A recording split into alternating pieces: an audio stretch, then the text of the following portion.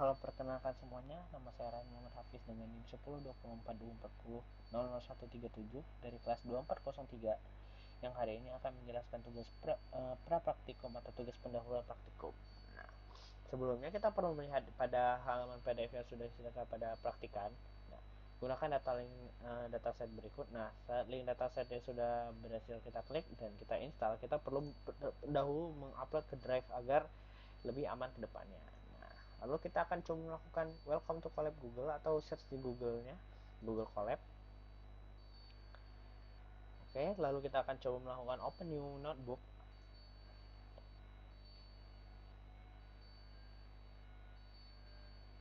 Nah, saat new notebook, kita akan muncul seperti kata-kata berikut, untitled. Nah, agar memudahkan ke depannya, kita akan bikin nama new notebooknya seperti note praktikum. Nah, dan boom, data sudah berhasil berubah dan kita punya halaman blank di data file tersebut. Nah, selanjutnya pada tugas 2 adalah sudah ya, karena tadi sudah, saya akan menjelaskan pada poin 3, jelaskan langkah-langkah menghubungkan Google Colab dengan Google Drive sebagai tempat penyimpanan dataset. Nah, karena dari kita sudah simpan di dataset, nah dataset kita sudah saya simpan di Google Drive, maka kita perlu mengakukan komen from Google Colab import to drive mount agar bisa mengaksesnya. Dan nah, from Google Colab import to drive. Nah, jadi Google Colab bisa langsung mengakses drive kita. Namun ketika kita sudah menjalankan komen ini, biasa Google Colab akan menampilkan halaman bahwa Google Colab dia sudah berhasil atau meminta izin kita agar Google Colab dapat mengakses Google Drive kita. Oke, sebentar kita akan menunggu waktunya. Oke, connect to Google Drive. Izinkan.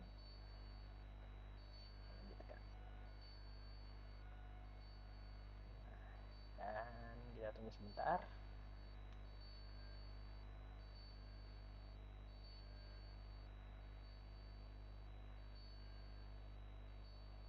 Dan berhasil. Jika Google Colab sudah berhasil mengakses Google Drive, maka tulisnya mounted at content drive. Nah, selanjutnya kita akan coba menggunakan library Panda sebagai data frame kita untuk membaca dataset dan mengelola data dalam bentuk tabel sehingga memudahkan kita dalam proses analisis data.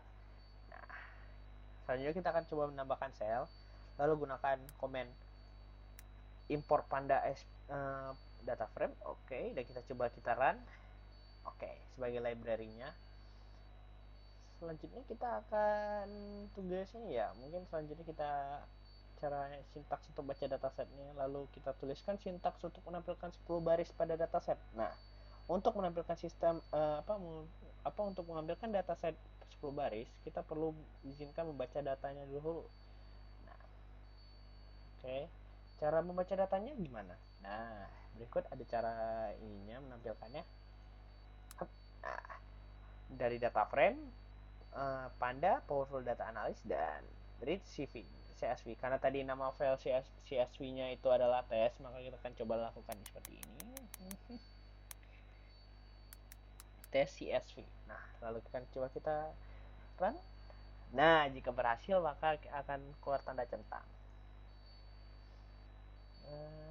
Dan boom. Nah, selanjutnya akan tuliskan sintaks untuk menampilkan 10 baris dataset. Oke, untuk menuliskan dataset kita perlu menggunakan data frame titik dot head 10. Untuk 10 itu adalah menampilkan berapa jumlah data yang ingin kita tampilkan. Nah,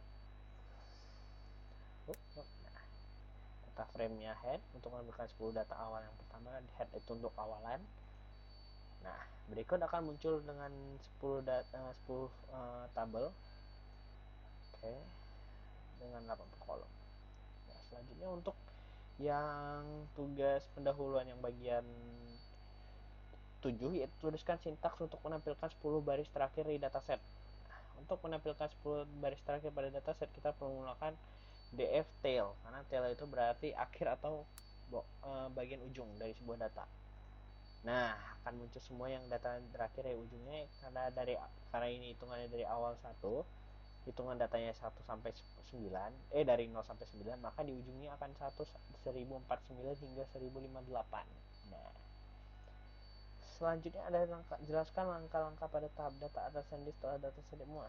Nah, selanjutnya kita akan data-data understanding. Nah, untuk melihat info dataset kita perlu menggunakan data frame .info seperti ini.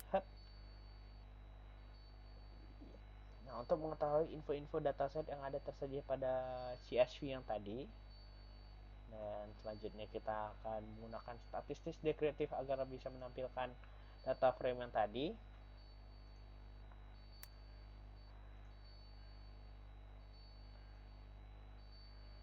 Itu deskripsi berapa datanya. Selanjutnya ada untuk mengecek fishing value. Jadi kita perlu menggunakan komen gf is 0 atau titik dengan titik sum sebagai rangkuman datanya. Maka ada tersedia ID, msop, mzoning, load frontage, load area, misfold, musold, yearsold, cell type, dan cell condition. Oke, lalu untuk memastikan duplikasi datanya, kita akan perlu komen ini sum. Nah, np integer 640 berarti tidak ada data yang sudah terduplikasi. Nah, selanjutnya kita ada tugas yang bagian 9, yaitu cara mengimpor matplotlib dan seaborn, lalu jelaskan fungsi keduanya dalam visual data. Nah, untuk matplotlib atau visualisasi dasar, nah itu untuk menampilkan data dalam bentuk tabel, dan seaborn juga untuk menampilkan visualisasi lebih menarik. Library ini digunakan untuk membuat visualisasi data agar lebih mudah dipahami untuk pembaca datanya. Oke, dengan cara komennya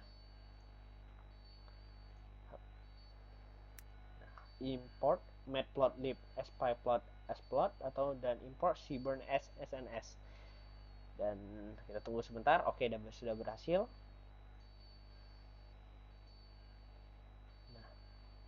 Nah, jadi untuk tugas yang bagian 10, yaitu tuliskan sinteks untuk mendapatkan untuk membuat grafik histogram dalam satu kolom numerik, lalu jelaskan informasi yang dapat diperoleh dari grafik tersebut.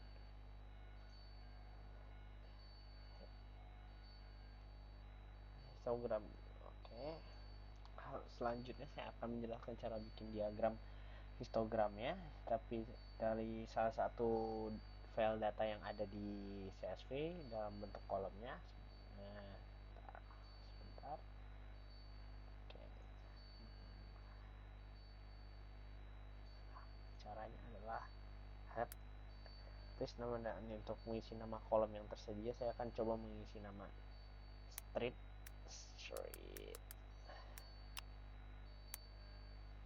Saya akan coba run karena salah. Sebenarnya bisa langsung dilihat dari seperti ini, ada pilihan-pilihan ini dengan cara print untuk melihat kolom-kolom yang mungkin kita bisa isi sebagai salah satu cara menemukan informasi yang kita inginkan.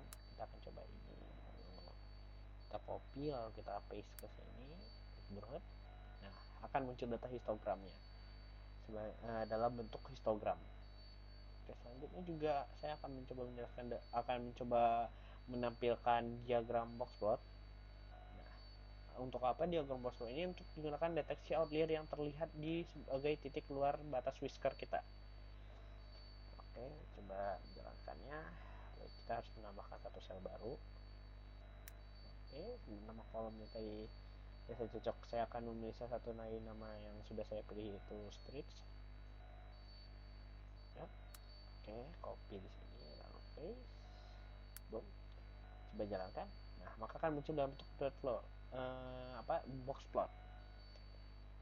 Selanjutnya ada tugas yang bagian jelaskan langkah-langkah utama dalam tahap data preparation.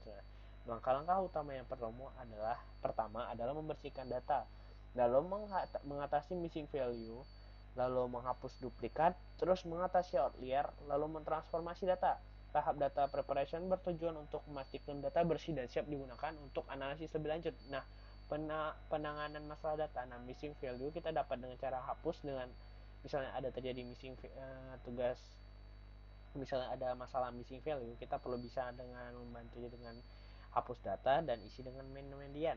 Dan jika ada outlier, maka kita perlu menghapus data ekstrim dan mentransformasi data. Jika ada duplikasi, maka kita bisa menggunakan comment